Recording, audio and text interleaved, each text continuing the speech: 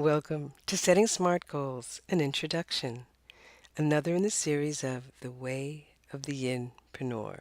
I'm K.McMillan, your YINpreneur, mom, and retreat muse, and we're here to talk about goal setting for heart-centered entrepreneurs. In The Way of the YINpreneur, we look at a practice of blending ancient wisdom with modern practice. But at times, this may call us to look at the old in a new way, with an eye on a more yin feminine way of working and being. We know traditional goal setting in corporate, we implied a more masculine way of planning and setting goals, a way that leads with the head over the heart, and it's focused more on the outcome than the source of ideas and innovation. When I look back, my days of corporate management introduced SMART goals, and they were more geared to industry and organization.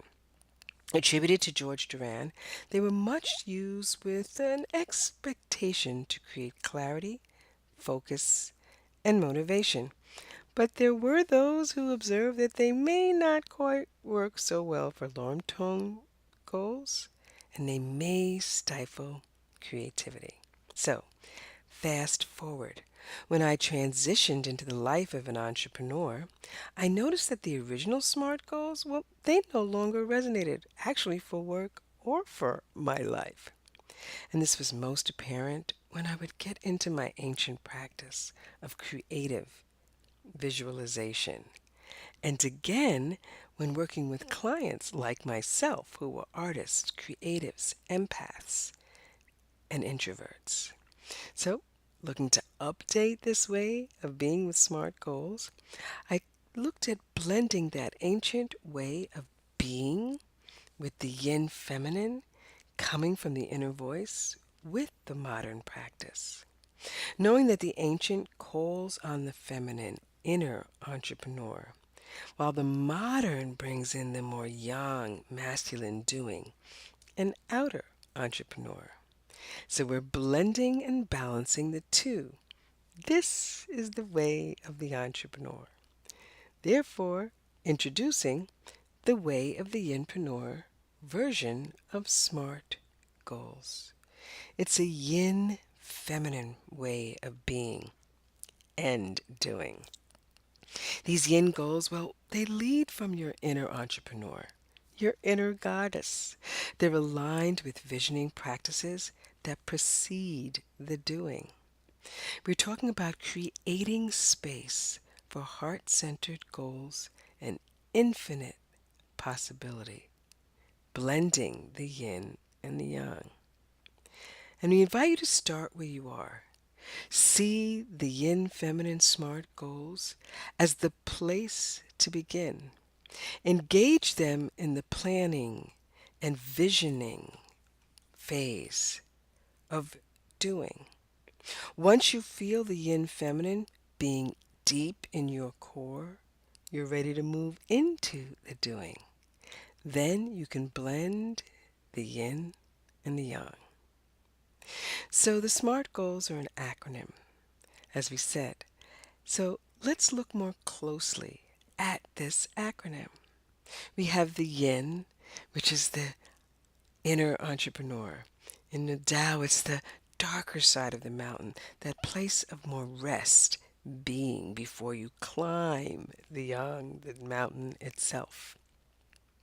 So as I'm being with the yinpreneur, she spoke with me, and what came to me that the S is for service.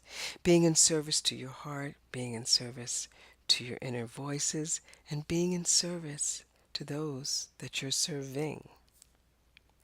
Being mindful. Mindfulness being a practice as you're creating your goals, and mindfulness infusing your goals with this practice for those who will receive them. Being very much authentic, it wants to be your voice, not a should, not from a place of fear, but your voice. And we want it to be attractive in that law of attraction way of being.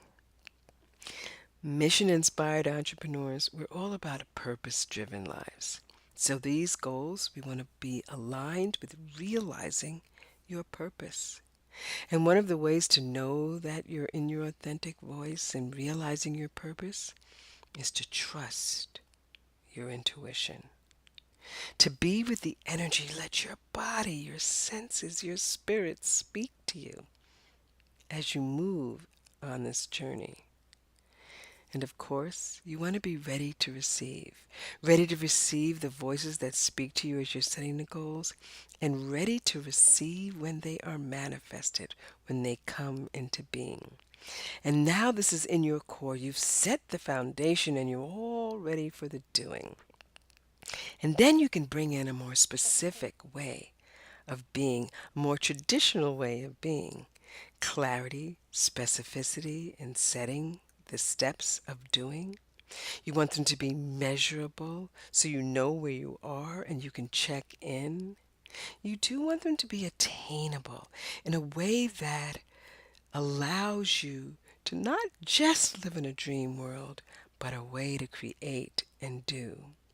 To be realistic in the actual plans of the doing. To put them on the calendar. I don't know about you, but when I put them on the calendar, it's more likely that I'm going to get them done. And evaluate along the way, but to do it in a way that's loving, not non-judgmental, but assessments so you know where you are as you continue to review and can tweak as needed, allowing you to be with the doing and allowing the universe and the goddess to help you manifest. Because we're about starting where you are. So let's review that. You start with the yin feminine of being to open space and nurture your inner artist. You move into and balance with the yang masculine of doing. Then we are celebrating the way of the yinpreneur. Thank you for listening. Thank you for being here for this introduction. If you'd like to join us in a greater, bigger practice of being with a yinpreneur, you can do that with us on Facebook, or even a more deeper connection in our yinpreneur village. But for now, I invite you to stop, remember to breathe, and slow down to speed up your success. Thank you for being here. Namaste.